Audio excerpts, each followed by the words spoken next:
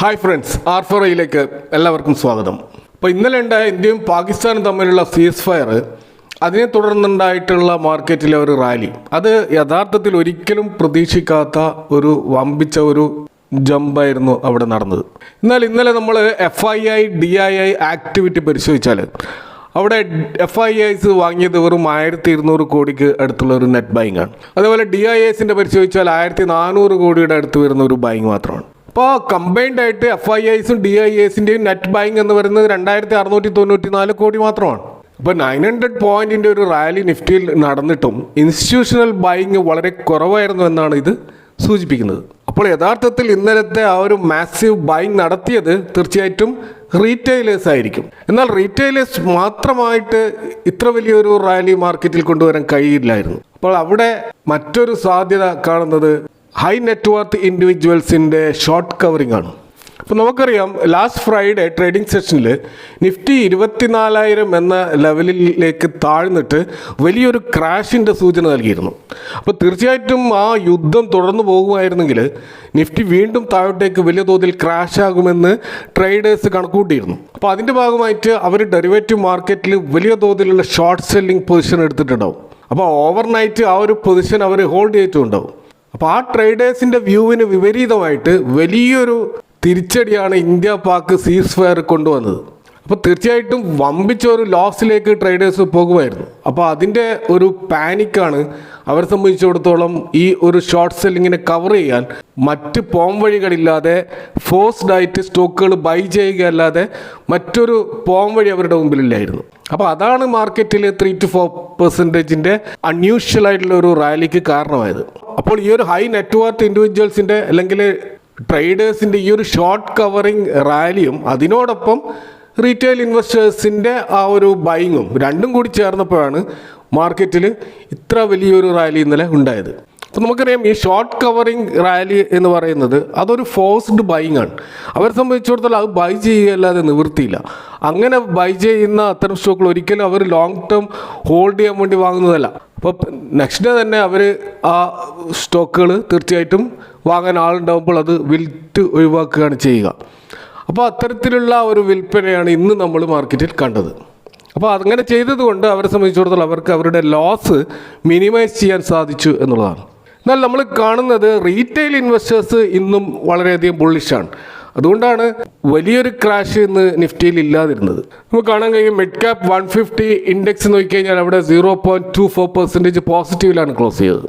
അതുപോലെ small cap 250 index നമ്മൾ നോക്കിക്കഴിഞ്ഞാൽ അവിടെ 0.84 ഒരു ക്ലോസിംഗ് ആണ് കണ്ടത്. അതുപോലെ മൈക്രോ ക്യാപ് 250 നോക്കുകയാണെങ്കിൽ അവിടെ 1.62% വമ്പിച്ച ഒരു പോസിറ്റീവ് ക്ലോസിംഗ് ആണ് കാണുന്നത്. ഇത് കൂടാതെ നമ്മൾ മാർക്കറ്റ് വൈഡ് മൊത്തത്തിലുള്ള സ്റ്റോക്കുകൾ പരിശോധിച്ചാൽ 62% സ്റ്റോക്കുകളും ഇന്ന് അഡ്വാൻസ് ചെയ്യുകയാണ് ചെയ്തിട്ടുള്ളത്. അപ്പോൾ ഇവിടെ തീർച്ചയായിട്ടും പ്രോഫിറ്റ് ബുക്കിങ്ങും സെല്ലിങ്ങും ഒക്കെ നടന്നത് ലാർജ് ക്യാപ് സ്റ്റോക്കുകളിലാണെന്ന് കാണാൻ കഴിയും. അതുകൊണ്ടാണ് നിഫ്റ്റി നമുക്കിന്ന് 346 പോയിന്റ് താഴത്തേക്ക് വന്ന് ഏകദേശം 1.39% ഒരു ഫോള് കാണാൻ കഴിഞ്ഞത്. ഇപ്പോൾ നിഫ്റ്റിയുടെ ഒരു ചാർട്ട് നമ്മൾ പരിശോധിച്ചാൽ നമുക്ക് മനസ്സിലാക്കാൻ കഴിയുന്നത് 24,500 എന്നുള്ള ആ ഒരു ലെവല് അത് ടെസ്റ്റ് ചെയ്യാനുള്ള ഒരു ശ്രമമാണ് നിഫ്റ്റി നടത്തുന്നത്. അപ്പോൾ തീർച്ചയായിട്ടും ആ 24,500 എന്ന ലെവലിൽ നിഫ്റ്റി ഒരു സപ്പോർട്ട് എടുക്കുകയാണെങ്കിൽ തീർച്ചയായിട്ടും ആ ഒരു 24,500 24,800 ലെവലിൽ നിഫ്റ്റി ഒരു കൺസോളിഡേഷനിലേക്ക് പോകാനുള്ള സാധ്യതയാണ് നമുക്ക് ചാർട്ടുകളിൽ കാണുന്നത്. ഇതുകൂടാതെ നമ്മൾ ഇന്ത്യ വിക്സിൻ്റെ ആ ഒരു വളറ്റിലിറ്റി പരിശോധിച്ചാൽ നമുക്ക് കാണാൻ കഴിയുന്നത് ഇന്ന് ഇന്ത്യ വിക്സ് റൈസ് ചെയ്തിട്ടില്ല, മറിച്ച് അത് താഴേക്ക് പോവുകയാണ് ചെയ്തിട്ടുള്ളത്. അപ്പോൾ വരും ദിവസങ്ങളിൽ വലിയ തോതിലുള്ള വളറ്റിലിറ്റി മാർക്കറ്റിൽ ഉണ്ടാവുകയില്ല എന്നതിൻ്റെ ഒരു സൂചനയാണ് നമുക്ക് ഇന്ന് കാണാൻ കഴിയുന്നത്. അപ്പോൾ മറ്റ് ഗ്ലോബൽ ക്യൂസോ അല്ലെങ്കിൽ ഡൊമസ്റ്റിക് ആയിട്ടുള്ള മറ്റ് മാർക്കറ്റിനെ പിടിച്ചുലക്കുന്ന വാർത്തകളൊന്നും ഇല്ലെങ്കിൽ തീർച്ചയായിട്ടും ഈ വീക്ക് ഈ ഒരു റേഞ്ചിൽ നിഫ്റ്റി നിൽക്കാനുള്ള സാധ്യതയാണ് നമുക്ക് കാണാൻ കഴിയുന്നത്. അപ്പോൾ ഇന്നത്തെ ഒരു സെക്ടോറൽ ഇൻഡെക്സ് നമ്മൾ പരിശോധിച്ചാൽ ഏറ്റവും വലിയ ഫോള് നടന്നത് IT ഇൻഡെക്സിലാണ് എന്ന് മനസ്സിലാക്കാൻ കഴിയും.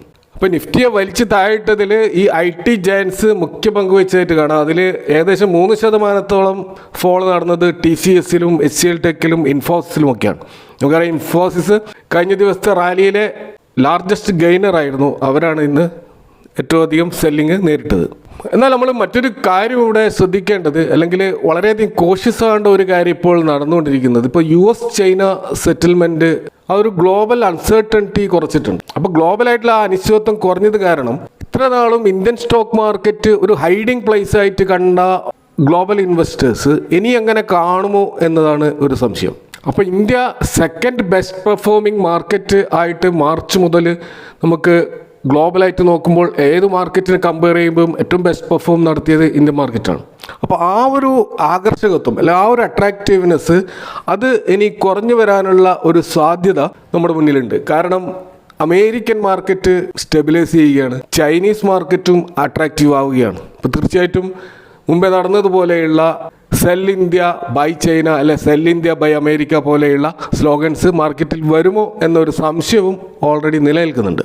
കാരണം US-ൻ്റെ 10 years ട്രഷറി ഈൽഡ് അത് 4.44% അപ്പായതായിട്ട് കാണാം. അപ്പോൾ അതുകൊണ്ട് തന്നെ US ബോണ്ട് മാർക്കറ്റ് കൂടുതൽ ആകർഷകമാകുന്നുണ്ട്. അതുപോലെ ഗോൾഡ് പ്രൈസ് ഡൗൺ ആകുന്നുണ്ട്. അപ്പോൾ തീർച്ചയായിട്ടും ഫണ്ട് ഇനി ഒഴുകാൻ പോകുന്നത് അമേരിക്കൻ ചൈനീസ് മേഖലയിലായിരിക്കുമോ എന്നുകൂടി നമ്മൾ സംശയിക്കേണ്ടിയിരിക്കുന്നു. കൂടാതെ ഡോളർ ഇൻഡെക്സ് നമുക്ക് ഇന്ന് കാണാൻ കഴിയുന്നത് അത് 101 എത്തി എന്നുള്ളതാണ്. 100 താഴെ പോയിട്ട് കഴിഞ്ഞ ആഴ്ചകളിൽ 100 മുകളിലേക്ക് വന്ന് ഇപ്പോൾ 101 പോയിരിക്കുകയാണ്. അപ്പോൾ ഡോളർ കൂടുതൽ ശക്തമാകുന്നതിൻ്റെ ലക്ഷണങ്ങൾ നമ്മൾ കാണുന്നുണ്ട്. കൂടാതെ റൂപ്പി വീക്ക്നെസ് തുടരുന്നുണ്ട്. ഇന്നലത്തെ പോസിറ്റീവ് ന്യൂസിൻ്റെ അടിസ്ഥാനത്തിൽ 84 ലെവലിലേക്ക് വന്ന റൂപ്പി ഇന്ന് വീണ്ടും തിരിച്ച് 85 മുകളിലേക്ക് പോയത് ആശങ്ക ഉണർത്തുന്ന ഒരു കാര്യം തന്നെയാണ്. അപ്പോൾ അതുകൊണ്ട് തന്നെ ഈ 24,500 എന്നുള്ള ലെവല് നിഫ്റ്റി സപ്പോർട്ട് എടുത്തിട്ടില്ലെങ്കിൽ അത് നമ്മുടെ മാർക്കറ്റിനെ സംബന്ധിച്ചിടത്തോളം അപകടകരമായ ഒരു കാര്യമായിട്ട് കണക്കാക്കേണ്ടി വരും. നമ്മൾ ഇപ്പോഴത്തെ ഗിഫ്റ്റ് നിഫ്റ്റിയുടെ ആ ഒരു പ്രകടനം നോക്കുകയാണെങ്കിൽ ഫ്യൂച്ചേഴ്സിലൊക്കെ ഇപ്പോഴും നമ്മുടെ മാർക്കറ്റ് ബുള്ളിഷായി തന്നെ തുടരുന്നു എന്നാണ് നമുക്ക് കാണാൻ കഴിയുന്നത്. ഇനി നമുക്ക് ചില സ്റ്റോക്കുകളുമായി ബന്ധപ്പെട്ട വാർത്തകളിലേക്ക് വന്നാൽ ടാറ്റ മോട്ടോഴ്സിൻ്റെ റിസൾട്ട് എന്ന് വന്നിരുന്നു. അതിൻ്റെ റിസൾട്ടിൻ്റെ ഏറ്റവും നെഗറ്റീവായിട്ടുള്ളൊരു കാര്യം അതിൻ്റെ പ്രോഫിറ്റിൽ 51% ഇയർ ഓൺ ഇയർ ഡൗൺ ആയതായിട്ട് കാണാം. 8,470 എന്നുള്ള ലെവലിലാണ് നമുക്ക് ഇപ്പോഴത്തെ അവരുടെ പ്രോഫിറ്റ് കാണാൻ കഴിയുന്നത്. ഇപ്പോൾ കഴിഞ്ഞ വർഷം ഇതേ മാസം 17,000 കോടിയുടെ പ്രോഫിറ്റ് രേഖപ്പെടുത്തിയ ടാറ്റ മോട്ടോഴ്സിൽ ഇത് വലിയൊരു പ്രോഫിറ്റ് ഫോളാണ്. പക്ഷേ അവിടെ year on year profit crash ആയിട്ടുണ്ടെങ്കിലും ഇയർ ഓൺ ഇയർ സെയിൽസിൽ 0.39% ഒരു അപ്സൈഡ് ഉണ്ടായിട്ടുണ്ട്. എന്നാൽ അനലിസ്റ്റുകളുടെ എസ്റ്റിമേറ്റിനെ ബീറ്റ് ചെയ്ത ഒരു കാര്യം ടാറ്റ മോട്ടോഴ്സിൽ നടന്നിട്ടുണ്ട്. അത് നമുക്ക് കാണാൻ കഴിയുന്നത് അതിൻ്റെ കഴിഞ്ഞ 3 ക്വാർട്ടറുകളുടെ റിസൾട്ടിൽ നമുക്ക് കാണാൻ കഴിയും. അത് Q1 5,692 കോടിയായിരുന്നു, Q2 3,450 കോടിയായിരുന്നു, അതുപോലെ Q3 5,455 കോടിയാണ്. ഇപ്പോൾ അത് 8,556 ഉയർന്നിട്ടുണ്ട്. അപ്പോൾ അവിടെ ക്വാർട്ടർ ഓൺ ക്വാർട്ടറിൽ 56% ഒരു പ്രോഫിറ്റ് ജമ്പ് ഈ ടാറ്റ മോട്ടോഴ്സിൽ ഉണ്ടായിട്ടുണ്ട്. അപ്പോൾ അതൊരു വലിയൊരു പോസിറ്റീവ് സൈനായിട്ടാണ് മാർക്കറ്റ് കാണുന്നത്. മറ്റൊന്ന് ക്വാർട്ടർ ഓൺ ക്വാർട്ടർ സെയിൽസിലും ഇതേപോലെ ഒരു 6% ജമ്പ് നമുക്ക് കാണാൻ കഴിയും. 1,12,000 എന്ന ലെവലിൽ നിന്ന് 1,19,000 അത് ഉയർന്നതായിട്ട് നമുക്കിവിടെ കാണാൻ കഴിയും. ഇതുകൂടാതെ ടാറ്റ മോട്ടോഴ്സിൽ ഇപ്പോൾ നടക്കുന്ന കോർപ്പറേറ്റ് ആക്ഷൻ ആയിട്ടുള്ള ഡീമേർജർ പ്രോസസ്സ് അത് ഓൾറെഡി നടന്നുകൊണ്ടിരിക്കുകയാണ്. അപ്പോൾ അതിൻ്റെ ഭാഗമായിട്ടും ഈ സ്റ്റോക്കിൽ ഓൾറെഡി ഒരു ബുള്ളിഷ്നെസ് ഉണ്ട്. അതുകൊണ്ടാണ് കഴിഞ്ഞ ഒരു മാസമായിട്ട് 13% ഒരു അപ്സൈഡ് മൂവ് ഈ സ്റ്റോക്കിൽ ഉണ്ടായിട്ടുണ്ട്. അപ്പോൾ അത് നിലനിൽക്കുമോ എന്നാണ് നമുക്കിനി പരിശോധിക്കാനുള്ളത്. അടുത്ത സ്റ്റോക്ക് എന്ന വാർത്തകൾ നമ്മൾ കണ്ടത് കാഫിൻ ടെക്നോളജീസ് ആണ്.